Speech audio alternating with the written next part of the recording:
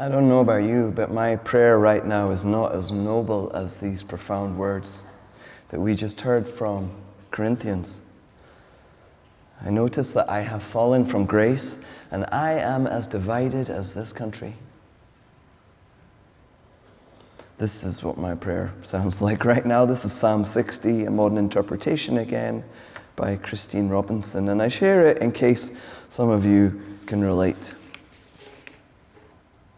I feel cast adrift and alone among a people who don't care about doing right or following you. I am angry and discouraged. Help us back, take us back, force us back before we do irreparable harm to your creation.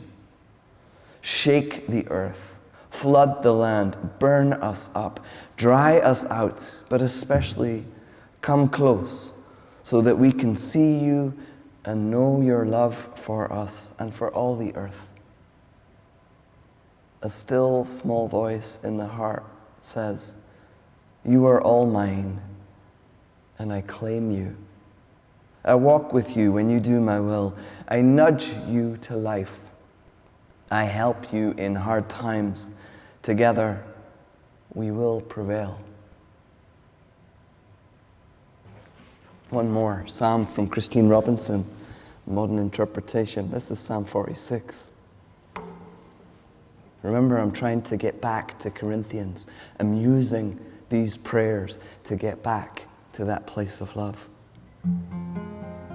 God is our refuge and our strength, a haven in times of trouble.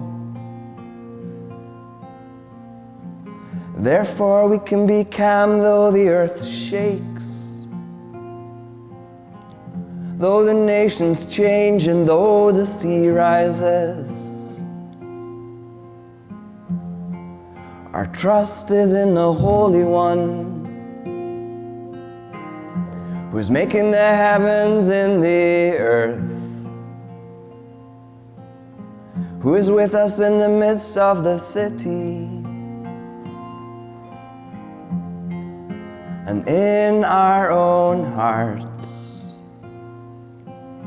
See the miracles that are part of our lives, and the longing for peace and justice in our hearts, and the way we can make our lives abundant in nearly any circumstance.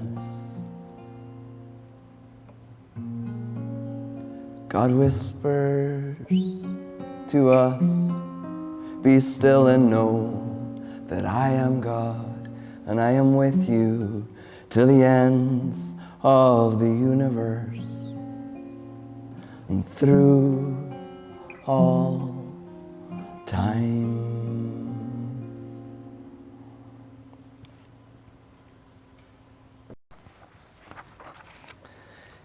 Hey, I shared 1 Corinthians 13 already this year for Mother's Day. Please excuse me for the repetition, but I wanted us to return to these words again in order to remind us who we are. That we are made in the image of God, and God's fingerprints are all over us. Problem is, though, we see each other based on who we have been, the actions of our past. But the Holy One sees us from outside of time. So the way the Holy One sees us has an innocent vision of before we were ever wounded, as well as the hindsight knowledge of our achieved forgiveness and the hard lessons that we have integrated. It is rare and difficult for us to have the same magnanimous and gracious way of seeing, because our memories and identity itself are born through our trials and tribulations. And those trials and tribulations of the past spark our fear and anxiety, which shows up in our thoughts. I really trust the description of God as the still small voice, or the silence. Because for sure, anxieties, fear, and self-righteous thoughts are so loud, demanding my attention. I believe that we're never able to truly know ourselves. And when there is panic or division, it becomes easy to get flooded by the barrage of dreadful news. I need reminded of why God cares for us, because I noticed that I was beginning to forget. You are patient. You are kind. You are not envious or boastful. You're not arrogant or rude, because you don't insist on your own way, and you're not irritable most of the time. You keep no records of wrongs, and you do not rejoice in wrongdoing, but rejoice instead in truth. When I lived in the abbey on the island of Iona in Scotland, we would say every morning, we would say these words: God's goodness is planted more deeply than all that is wrong. I must have said these words about 1,000 times in my prayers. Still say them. But recently I found myself thinking, why on earth hasn't God given up on us? Which is code for maybe I'm giving up on us.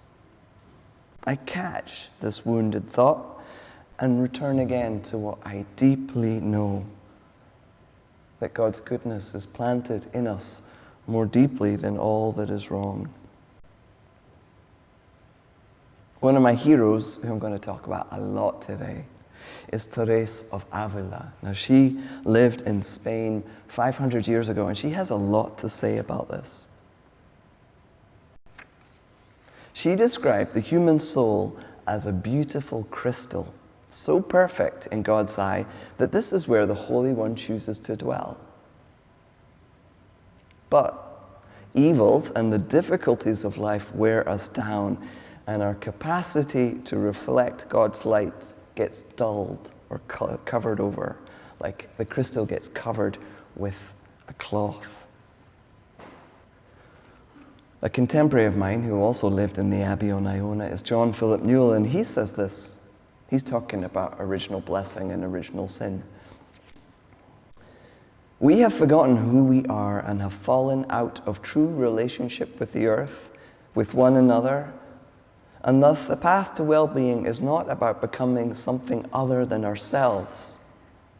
It's about waking up to a knowledge that is deep in the very fabric of our being.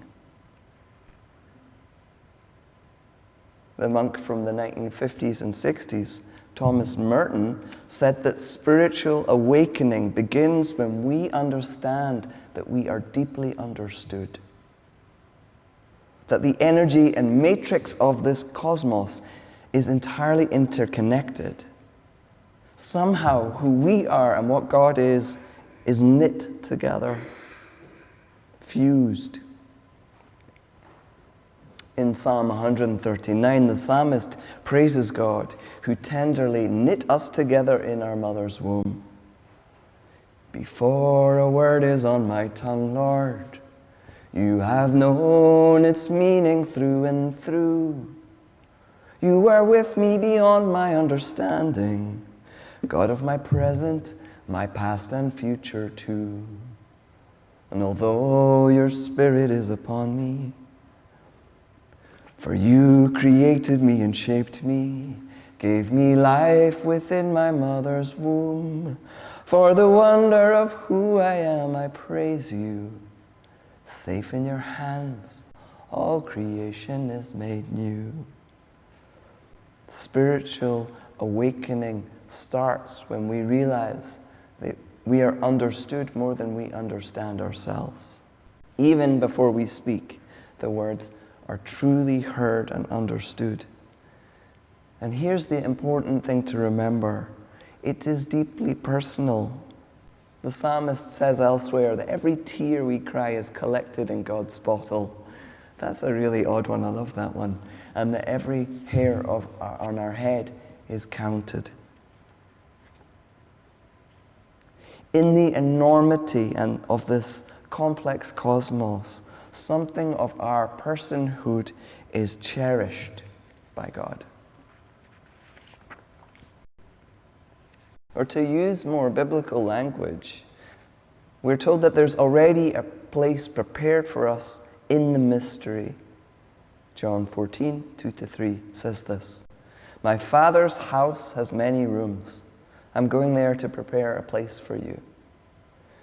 My divine mother's house has many rooms. I'm going there to prepare a place for you, so that you may also be where I am." You know, I'll never forget that when I arrived in the Abbey, well, first of all, I'd come from Australia summer and arrived in January, Scotland. It was a shock. But when we arrived, the housekeeper and many of the other residents had made little cards for us. They were right next to our bed in the room with some flowers, welcoming us. The people who wrote these cards understood that we belonged with them, even before that we had arrived. This level of acceptance and sacred hospitality touched me so deeply because I had not encountered it before. But isn't that the way God works? How nothing is earned. The love, the forgiveness, and belonging is given. So Teresa of Avila, 500 years ago in Spain, borrowed this analogy of a sacred mansion with a room already prepared for us. But because she lived in Spain, she described it as a castle. This is the book. It's called The Interior Castle. And she wrote it for her nuns. She was a prioress, and she wrote this as a kind of instruction manual on contemplative prayer. Now, I'm bringing this to our attention today because I think it's very, very important for us to find this inner guidance and the still small voice within us at this time. Because in the outer reality, so much is going wrong. From the plight of the very homeless in the square outside the church doors, to Putin threatening nuclear war, there are so many things weighing upon our hearts. And if we are to act wisely, to become the welcome of Christ, first we must learn to listen in and know truth. How can we share peace or welcome or healing if we don't know it ourselves? There's work for us to do here on the inside as we learn to clean the inside of the cup. Now, Teresa of Avila talks about spiritual maturity as a sacred marriage between our soul and God, or His Majesty, as she likes to call God. But she says over and over, not only do we belong to God, but God belongs to us. There's a really lovely, weird story that demonstrates this. One day, Teresa was in the convent, so think about grills and outside life being locked out, and visitors get to come on a Sunday morning in the parlor and speak to you through a grill. That's the kind of situation she lived in. And all of a sudden, she sees a wee boy at the bottom of the stairs inside the convent, and she's looking at him, and he says to her, "Who are you?" And she says, "I am Sister Teresa of Jesus. Who are you?" And he says, "I am Jesus, sister of Teresa." I am Jesus, sister of Teresa. Now, I love this story because it's so odd. But also, one of my best friends from when I lived in the Abbey has the same name as Teresa. She's called Sister Lottie of Jesus. Right? And here's Christ turning that around, that He belongs to us. I'm going to go back to my notes because otherwise we'll be here till the evening. Now, one of the reasons I love this story is because it reminds me of my friend Lottie. But there's something that she said to me one time. When she was a novice, she said that Jesus was the most important relationship of her life. Her relationship with Jesus was the most influential and important relationship of her life. I think about this very often because it reveals a closeness and bonding. A way that the prayer, "Thy will be done," happens naturally, voluntarily, and joyfully. So when Jung said, "Bidden or not, God is present," why not? Thy will be done. God is present in us anyway. Why do we wrestle with this? Teresa teaches us that if we still the mind through obedience to a spiritual daily prayer of contemplative prayer, like a quiet sitting, then we can quiet the mind enough to rest with God in the soul. The contemporary Irish poet John O'Donoghue also talks about this. He says that he believes, well, let me get the quote, "I often think there's a deep secret within us, a kind of praying that is going on all the time that we aren't aware of at all." I find this idea really reassuring, that God's will is praying within me all the time, whether I'm aware of it or not, and in you, and in everybody else. It's profoundly beautiful. So Teresa's recipe is to quiet the mind and stop listening to the voices of fear and anxiety. She says they'll never go away. Those thoughts will never go away. But settle deeper to where those voices aren't so loud. And there, in the quietude, our light and God's light will mingle. She has this beautiful analogy of if you take two lit candles, and you place them right next to each other, they will melt. The wax will kind of soften into each other, and the two wicks will become one flame. That's what she's aiming for.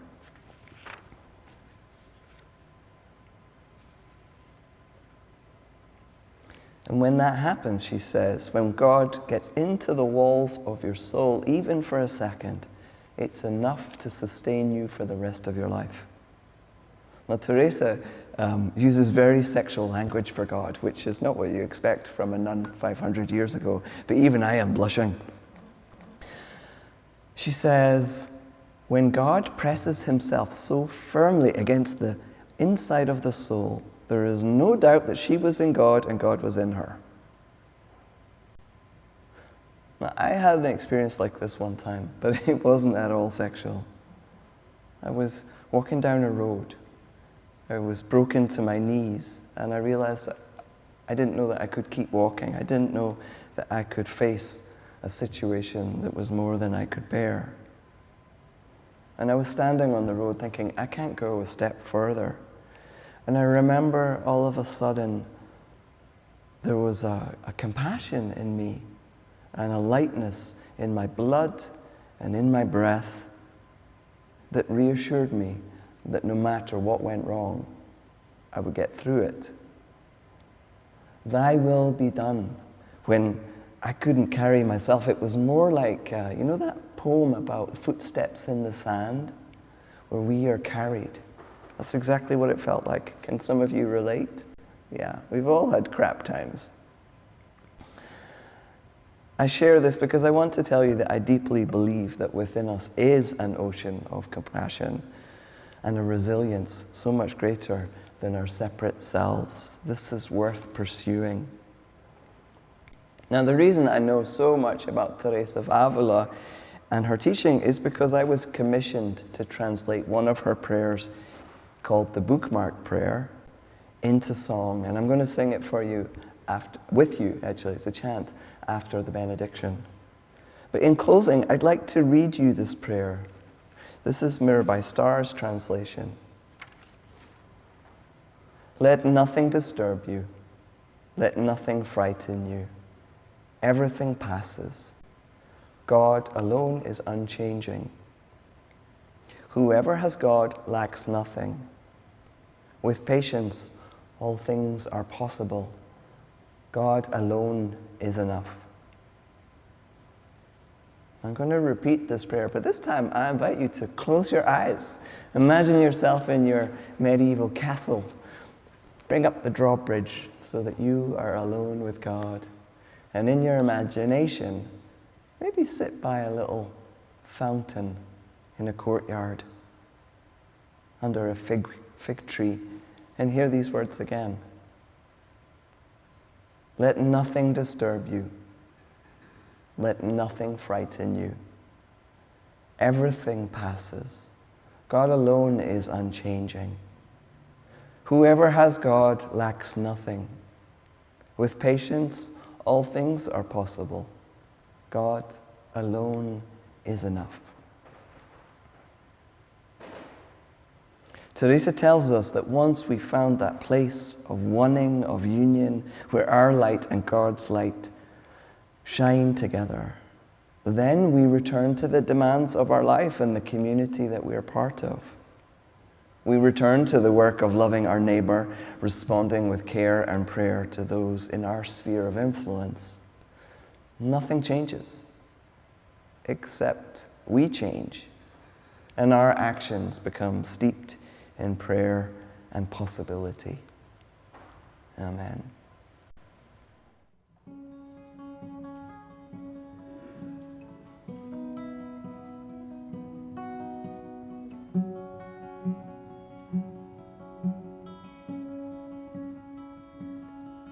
Let nothing disturb you, let nothing frighten you. Everything changes, I alone remain. Hold patience, for nothing is wasted. Presence in all things, I'm with you in all things. Let nothing disturb you, let nothing frighten you.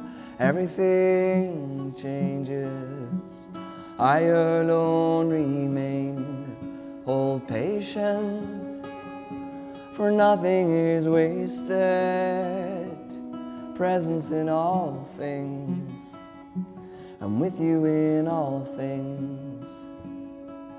Let nothing disturb you, let nothing frighten you. Everything changes, I alone remain. Hold patience, for nothing is wasted. Presence in all things, I'm with you in all things. One more time. Let nothing disturb you, let nothing frighten you. Everything changes, I alone remain. Hold patience, for nothing is wasted. Presence in all things, I'm with you in all things.